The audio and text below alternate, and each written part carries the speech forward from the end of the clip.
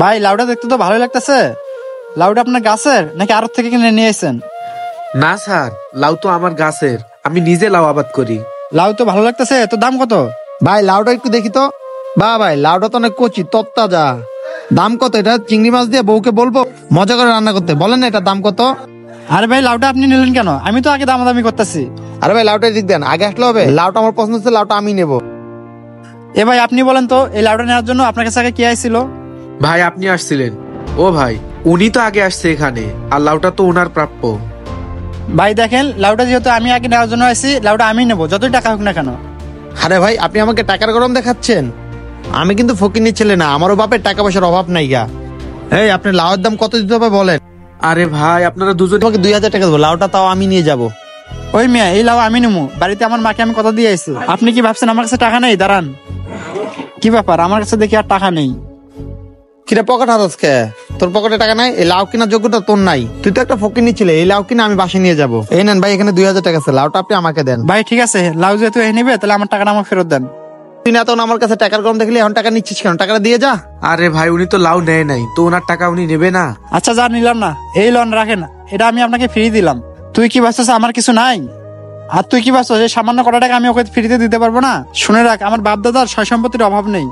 আজকে আমার কাছে টাকা নাই দেখে তুই টাকার গরম দেখে লাউ নিলি না? একটা লাউ তো সমস্যা নাই, তোকে আমি নেক্সট টাইম দেখে নেবো, মনে রাখিস। যা বেটা যা, সামান্য একটা লাউ কিনা টাকা আবার ফেরত নিতে চাস, আবার বলস বড় লোক তুই। ভাই আপনার তো টাকা বাকি আছে, আপনি 2000 টাকা দিছেন, আপনি তো টাকা পাবেন, নিয়ে গেলেন না? আরে রাখো রাখো, ওইটা আমি তোমাকে খুশি হয়ে দিয়ে গেলাম। এই লাউটা আমি কিনে আজকে অনেক হ্যাপি, কারণ আমি জিতে গেছি ওই ফকিনির কাছে। এটা বউকে বলবো চিংড়ি মাছ দিয়ে পাক করতাম জন্য। সব টাকা তুমি রেখে দাও।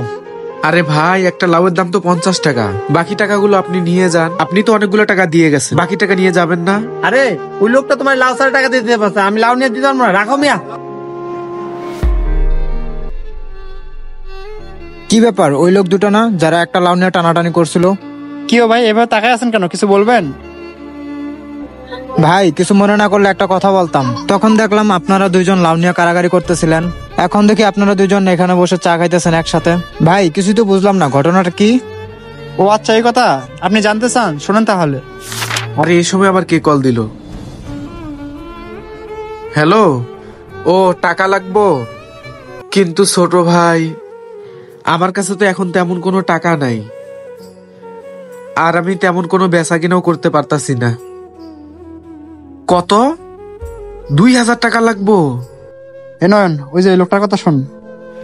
আচ্ছা শোন, তোর মাদ্রাসার হুজুরকে বলবি পরের সপ্তাহে তোর মাসিক বিল, খানা বিল আর পরীক্ষার ফি দিয়ে আসবো। আমার কাছে এখন টাকা নাই ভাই, আমার হাতের অবস্থা একদমই খারাপ। ও এখনই টাকা লাগবো? তোর হুজুর কোনোভাবেই মানতো না। আচ্ছা ভাই টেনশন করিস না, দেখি আমি ব্যবস্থা করতেছি। আচ্ছা ঠিক আছে, রাইখে দে, আমি ব্যবস্থা করতেছি। আরে কি ব্যাপার, লোকটা কেন এভাবে কথা বলতেছে? লোকটা মনে হয় অনেক প্রবলেমে আছে। আল্লাহ, টাকা টুকা নাই, হাতের অবস্থা তেমন ভালো না, বেচা কিনা নাই। এখন ছোট ভাইরে যে আমি কেমনে টাকা দেবো? মাদ্রাসা থেকেও তো হুজুরে চাপ দিছে। আল্লাহ তুমি একটা ব্যবস্থা করে দিও।